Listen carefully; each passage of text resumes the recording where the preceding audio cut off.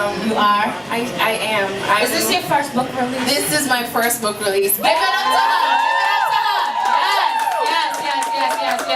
Yes. I am overflowing with. So I know some of your friends are in a place right now. If you're all of friends of Nono, nice. And some new friends, all of the new friends, big up yourself right now. Not that many.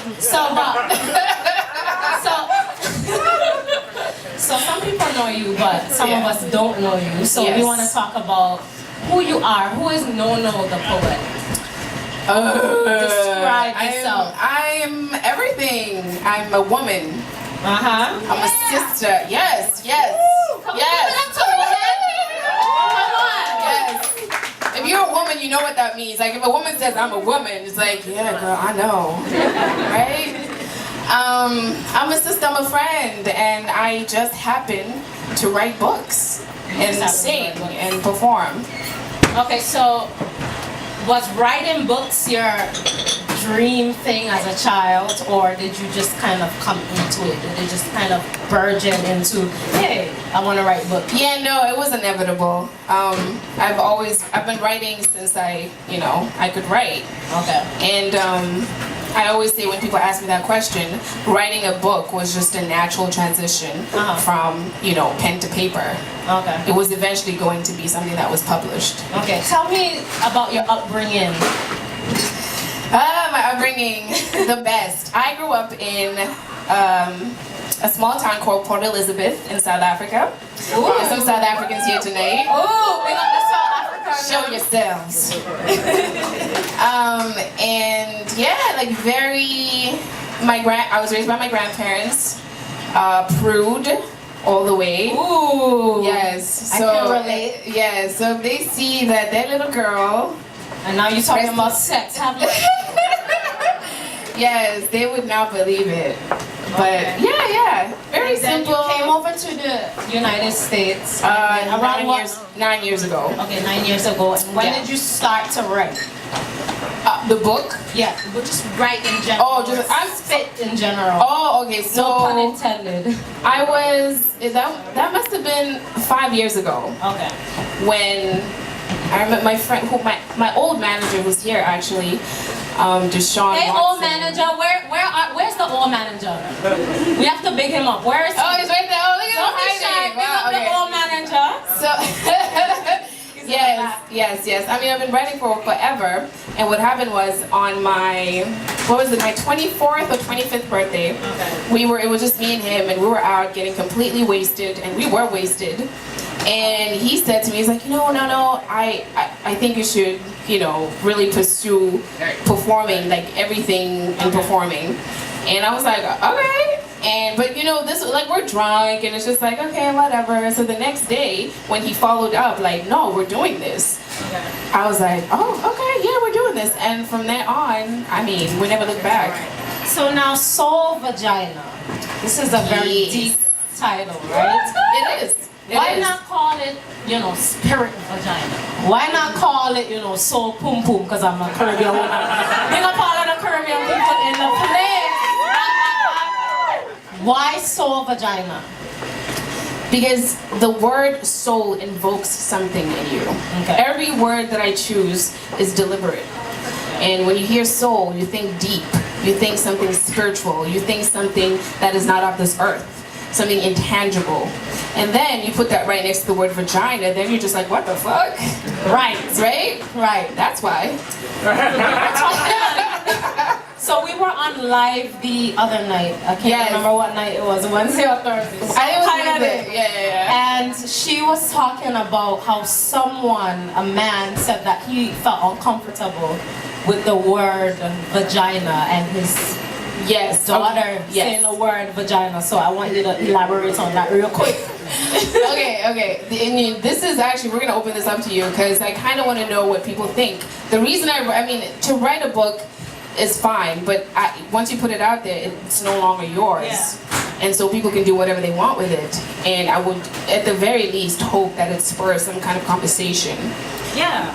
Having said that, so this gentleman, he has 2 daughters, and they're pretty, I know they're both under 10 years old. Okay. And he said that he is just not in fact, he doesn't want it. He does not want his daughters referring to their vaginas as a vagina. So it's supposed to be called?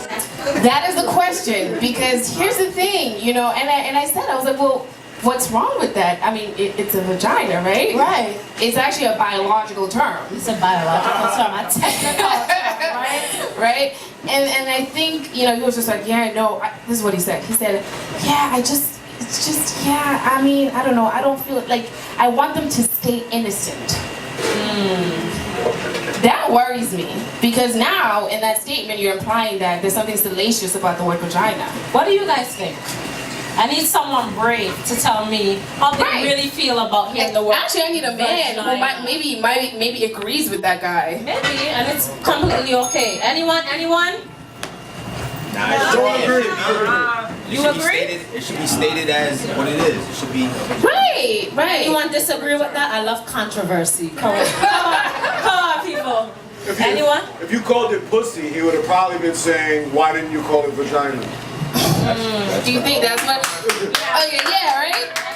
Yeah, it just worries me that there's nothing wrong with the word vagina, which is why even people have a hard time saying my book, the name of my book. You know, to be honest, oh, it's vagina. No, to be honest, when I was reading your book on the 4 train, Dirty 4 train, I was just like this. I was trying to hide the title every minute. I saw this person looking at me and I was just like, Good. and I had to think about that. I mean, why did I feel uncomfortable? That is the question. You know, Why? Why did you feel showing uncomfortable? this to the world, vagina. And What? you know, it's Oh, I'm sorry. What was that? I said it's a flower. it's a flower. I mean, it is a flower that kind of birthed an entire nation, right? Yes, but Empress. So why the shame? That is the question. Why did you feel uncomfortable? I felt uncomfortable because I grew up very strict in strict religion. Okay. Seventh-day Adventist. Okay. So there's Even like a supposed to religious be here on element the to that. Sabbath, but you know, I felt like this is something that's sacred and private. And at the same time, when you gave me the book, I was just like, wow, I feel liberated in a sense, even holding the book. So how do you kind of reconcile the idea that sex is sacred and private and beautiful, and at the same time, you should be able to express it however you feel? That's a good question. Yeah, try to ask good questions. I guess I don't know. It's just I think it starts with knowing yourself. Right. Once you know yourself and you take ownership of your body and you realize that I am beautiful, I am powerful, there's nothing wrong with me, there's nothing wrong with my sex, then I'm able to write a book called Soul Vagina. In fact, I want people to be able to say the word vagina and not cringe. There's nothing wrong with that. Right. You know, there's this idea that, you know, being private and not being sexual or sensual is, you know, if you do that, you're not modest. So Right, they're do you independent feel of each about other. that? Yeah. Do you feel that? No, not at all. What do you guys think? Come on, I want to hear some opinions from the audience. What do you think? Brother, what do you think? About the word vagina? About just the idea that a woman, a queen, this beautiful, sexy woman here in pink is talking about sex is somehow, you know, not modest. What do you think about that? I think, you know, men have been allowed to talk about sex as much as we want. Right. You know, obviously, hip-hop being the most popular form of music in the world. I think it's kind of sad that I think people are more comfortable with the colloquialisms and the slang terminologies for vagina just because it's not said much. I mean, I kind of cringe when people say penis too. And, you know, it's just because, you know, obviously the word, I always said when I was a kid, the word vagina, if it wasn't an organ or a piece of the body, it would be a beautiful name similar to like Regina or something like that. So to me, it sonically sounds good. It's not like, You know, but I mean, as far as talking about sex, I mean, I think it's awesome. I've never heard a woman talk about it as in depth and detailed as you. Like, it's a new experience for sure. I've never, it's like verbal softcore pornography. As beautiful as that can be. So I mean, as a man, it's arousing and it's wonderful. Okay. I need a woman, a brave woman. Ooh, come up here, queen. Come up. Cause Lord have mercy, my boots too. My boots too tall to come over there. No, it's okay. I speak very loud. Oh, okay, perfect. I love the fact that you speak about sex as if it's a gift. God gave us that gift. You know, to be able to interact with another human being and to share our bodies. There's nothing wrong with that. It's just so beautiful, and so often we convert it to something nasty or bad. I mean, yeah, it could be nasty. That's it. But it's a beautiful thing, and as a woman to just be able to share it and embrace it and talk about it, it's liberating. It's very liberating. Yeah, that's a good transition to. There's a word that you use that warms my heart, because I wrote this book. I mean, there were intentions on my end, and of course you're going to get whatever you get, but I'm so glad that you feel it is liberating. Yes. Because that's important. To be liberated is to be powerful. Right. Yes. And you're still a flipping queen if you're liberated and sensual and sexual, because this is something that Yeah, it does not diminish me when I talk about fuck or penis or vagina. Doesn't make me less of a woman. Right, exactly. So now this dignified transition that you made into in between sex and God. Who am I? What does that mean? So I grew up Catholic. You know anything about that? I mean, it's masses every day, praying, kneeling. I was raised by my grandparents, so, you know, church, they're going to church like 5 times a week. It's like, but it's church on Sunday. They are saved. Yes. So, and you know, I grew up thinking, well, not only thinking, but being taught that basically there's no room for God in an intimate situation that does not involve marriage. So and then you grow up, you have feelings. A whole bunch of feelings. Tingly feelings, right? It's right. And you get into romantic relationships.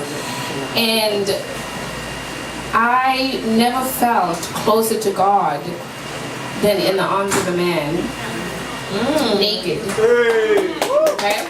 So now here you have, but now listen to this. You have all these teachings that you've been taught, and then you're having this experience. And so I'm trying to reconcile the two, trying to figure out, well, what does this mean? Right. Hence the book. In between sex and God, who am I? Who are you, Nono? Can we give it up to her? She's so beautiful. She's so amazing. So let's talk a little bit about my favorite piece in the book, which is the feminist. Right? Ah, yes. So in that piece, I think it's on 188. I remember. Let me flip to it real quick. You talk about being able to please your king. Yes. But being a feminist, and for some people that might be like a contradiction, like a paradox. What do you think about that? How do you kind of, people balance the two? Yeah, people, I don't know, I feel like sometimes men are, I don't know, they think maybe I eat men for dinner because I'm a feminist. I don't. I prefer. You do? Yes, baby. Eat them dry. No, don't be no man eating anywhere. But I'm able to be productive. I'm able to go out there and kick ass, take names, come home and still know that, yes, I will rub your feet. And yes, I will cook for you. And nothing is wrong with that. And there's nothing wrong with that. And you can be very powerful. It's a balance. You just, there's a balance. Okay. Do you want me to read it? Please. Yeah! I've been trying, listen, I've been on my Insta live trying to read like her. I'm trying to give that soul true voice. I'm trying to get my American accent on, I need a book. Can I use your book? Please. Because I don't have my own book. So, yeah. Come on now. Give it up to her. Give it up to her. So So I'll read this one only because I'm gonna be. Do you see how crazy my book looks right now? As it Because should. I've been opening up, I've been rainy days, I've been like, damn, I don't get any wood in my life when you open up this book. Okay, so this is called Feminist.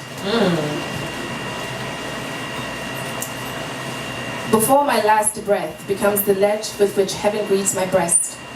All I have to confess I will express, and every man that ever made a mess all over my den, leaving stains of stress on my dresses, pay attention please, for you never knew me. I cook, I clean, fuck my dick and let him call me a dirty, you know that nasty word, and still I am a feminist. I am just doing what's right. Far from ashamed at loving the sight of my man's Glock, I'd knock on any door shot from any rooftop. I love it. James Wilson Jr., I love your dick. Yes. Closed doors and four walls. Neighbors don't know how I turn tricks, lick lips on fat sticks to then sit and kill any spit that insists the nature of my makeup. Hold on now. Sis, hold on. I need a break. I need a drink, bartender. And kill any spit that insists the nature of my makeup depletes my worth to sit at the table. My Jamaican wine does not affect my ability to intellectually grind and to fortify my place in a world set against my sex and race. I just know what a man needs. I am a feminist. Though you should know, I come home before the old folks' bones begin to ache. Page turn. To make sure your belly is fed by the hand that folds fists in the day for rights and needs bread for families by night. You will always be alright if you keep me at your right. Carry my bags and I'll stroke yours. Build me a house and I'll make a home of it that no whore would dare explore, for the us that you and I are is a sacred sanctitude that would discourage any indiscretion. Man, strong, bold, I understand you to the bone. Lay your head on my bosom and let my band-aid your wounds. Let me stitch your cuts from those junks who confused you with their bought goodies, plastered on their bodies with my real love. And above all else, let me rub your feet, please, because I need this, to please this, to appease this being, man that you are. Let my insides explode in submission and explode all over you hard paths. Let this feminist do you right, all night, and let my bright light blind you to heaven. For even if they see a Badu-like concoction, there's no confusion when it comes to you. I see a king's reflection. And my daily affections are my sincerest of intentions to simply love on you.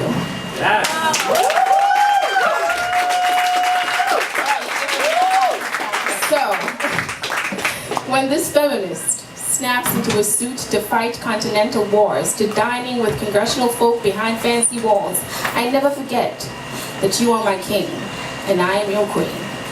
You are a feminist. Listen, I love it. Thank you. I love it. What is your favorite, piece in this book? So, please don't tell me all of them are your favorite. they are. Come on. No, pick one. It's weird because I post stuff on Instagram, different quotes, and I'm reminded oh my god, I love this. And it's oh, you wrote it, silly. But I forget because it's been so long. I think I would have to say it is Made of Men. Mm-hmm. Now, when you read Made of Men, if you haven't already, it comes from a place of hurt. A lot of my pieces actually come from a place of hurt, but it is about how women, the roles that women, especially women of color, play in relationships, whether it be platonic or intimate, sexual. And it's not easy. There's so much expected of us. What do you think is expected of us? We are expected to cook, to clean, to go, have your legs open whenever you need to have them open. Father Lord. Not if it's platonic. We're expected to look good, be well groomed, don't say bad words, this and that. Right, be kind of like a modest woman, but at the same time be a freak. Yeah, exactly. It's just Where want me to? It's a lot. And then here's the thing, we do it. We show up and we do it. And what do we get in return? Nothing. There it is. What do we get in return, brother? Not all of them. How do you define bad dick? Yeah. Yes, that's a good question. That's a good question. No, really, that's a good. How do you define bad dick? Inadequate. Okay. What did you say, sis? I hear you back there. Inadequate. Inadequate. Selfish. Selfish. Yeah. Oh, it's just about him. Yes. Oh, to all those. Don't do those. So that's your favorite piece. Yes. What piece took the longest to write and give you a lot of heartache, and it just took you a while to kind of manifest into words? A lot of them did. I'm not gonna lie. Some of them took like days to write. So I would start writing, take a break, and then come back and finish it, because literally I'm physically ill writing this. And I mean, there'll be pieces where it feels like, oh my God, this is so light and fun, and you know, oh my God, she's really talking about that dick. And Girl, there was a piece. Hold on. Okay, There was go a ahead. piece. I don't know where it is. Hold on. Let me find this. Okay, while you look, I'll keep talking. So, Can your dick? And you just kept reiterating that. Lord have mercy. Yes. What was going through your mind? Tell me, please. Tell me the transition of how you kind of wrote this book from beginning to end. Did you think about it, or you just free flow?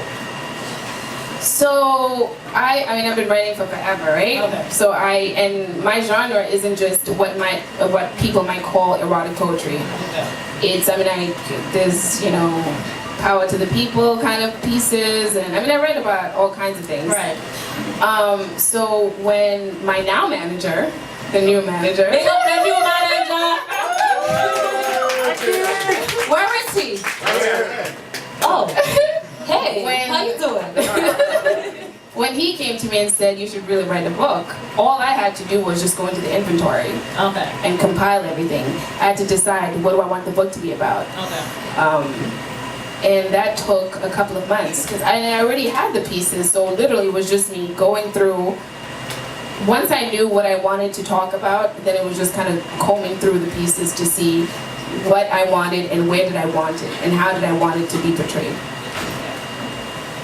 Sex. Yes. Sex. Yes. Sex. Why sex? Why not flowers? Why not There's some flower? beautiful flowers out here. Why not hair? Everybody's talking about black hair right now, even though If you think this book is about sex, you're missing the point. Ooh, let's get to it. So what is the book about? Let's talk about that. I use, first of all, sex sells. Okay? At the very basic level. Right. Fact. Right.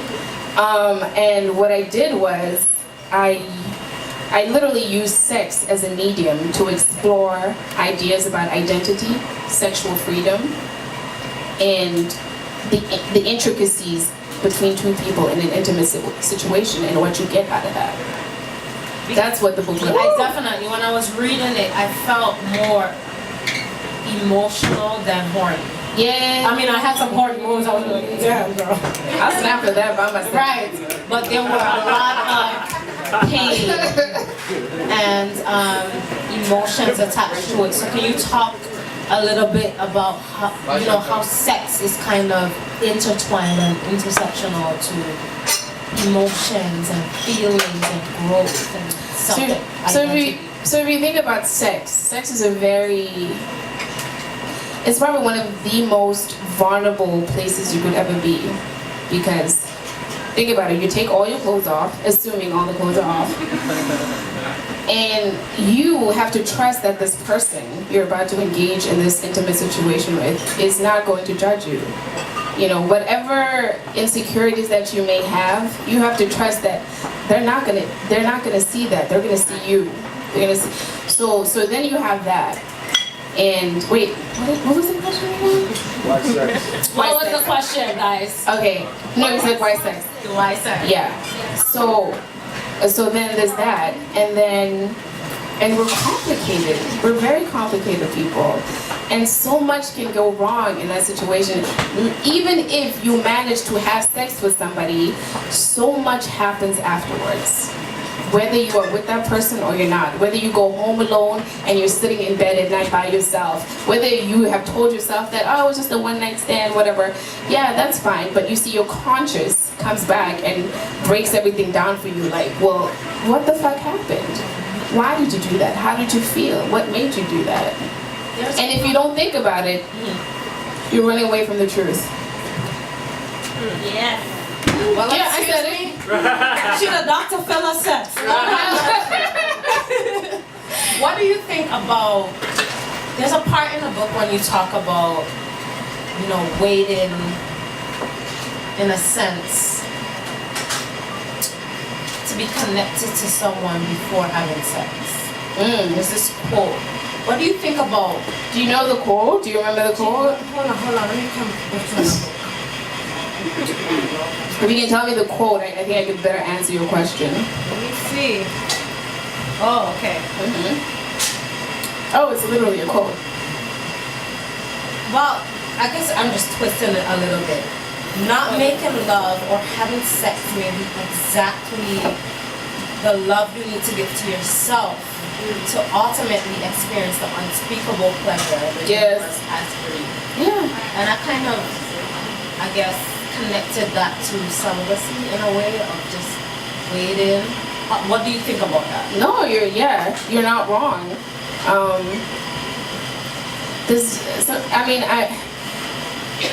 I've had what I might define as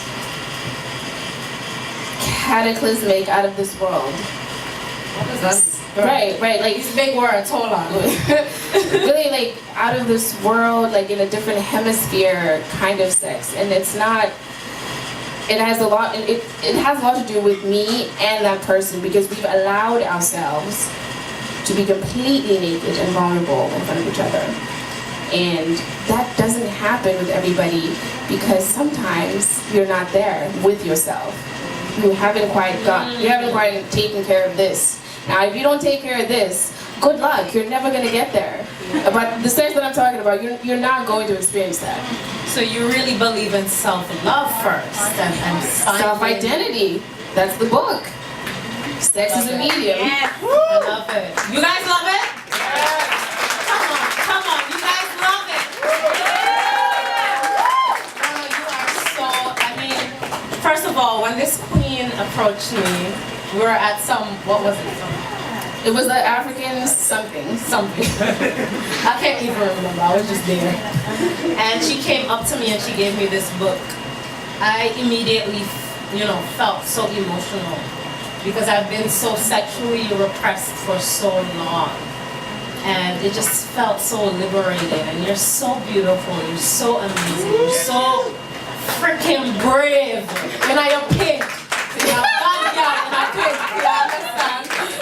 And this book is really, really amazing. I read it on the train, I read it at work. I'm a speech therapist in a day. At church, right? Why the pastor's talking about, going to heaven. What pastor does God on it? God, you see Right. And you are so amazing. So if you haven't got this book, make sure before you leave tonight that you get this beautiful book. You are amazing. Thank you so much. Thank you. Honestly.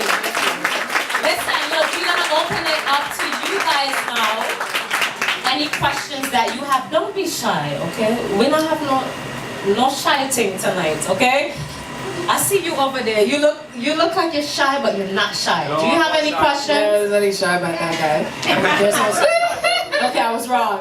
Any questions about the book? So like given your background that like you're South African woman born sort of like that very like patriarchal like Catholic upbringing, do you feel like that played a role in sort of like your relationship with like how you viewed sex, also like your own identity as well? Because sort of being like a closer woman, like I remember like sort of like my mom's friends and how like they would talk. but like it wasn't like the way that they would talk around their husbands. It wasn't like around the way they would talk around their kids. It was sort of very like a girls' club. And I remember specifically my mom's friend Pam, and my mom was like sort of like a workaholic, and like so they'd be like, Paula, I'm gonna say in close up because you understand, sebenza too much, which means you work too much. Right. And then they'd be like, the other one would like chime in, Paula, all work and no play means like a sad, very sad Paula. And then like my mom's specific friend Pam would be like, Paula, these are the 3 fingers that I use to masturbate. And very like strongly like gesture to my mom as like, I use these 3 fingers, Paula. You need to take care of yourself. So I feel like your upbringing sort of speaks to that. It reminds me of that. So do you feel like that sort of played a significant role in how you sort of come about as a woman? Definitely.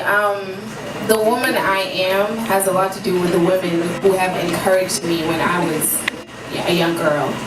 I definitely veered off what might be considered, still a strong black woman, kicking ass, taking names. I just, my expression is a little bit different, but I've always been taught by these women that, you have a voice and, you can be all that you want to be. And how I translated that is soul vagina. Does that answer your question? Oh, it does. Okay. Anyone else? Come on, don't be shy, guys. Come on. This is a safe space. Your mother not gonna know, your pastor not gonna know, anyone, no one's gonna know. Come on, brother. So how long did it take for you to actually create the book? I know you said you had all your passages kind of in the storage and locked up, but did you actually lock in and say like, okay, I'm gonna lock in for 6 months and I'm gonna get this book done? Or was it like a piece by piece? No, we had you have to give yourself a deadline. I don't like doing that, but it's necessary if you want to get anything done. Which is why I have my wonderful manager who was like, okay, by this time we'll have it done. How long? It was like you gave me like a year? How long did you give me? Yeah, it must You forgot, man. it must have been like, it was like a couple of months, definitely no more than a year. And I say a year only because we moved up the deadline, but it's important to have a deadline. I would rather you move a deadline up than not have a deadline at all, because if you don't have a deadline, you're not getting anything done. Anyone else? Ooh, someone in the back. Yes, queen. Go ahead with your pretty afro. Go ahead. Right. Y'all can hear me back here, right? Yes, you can.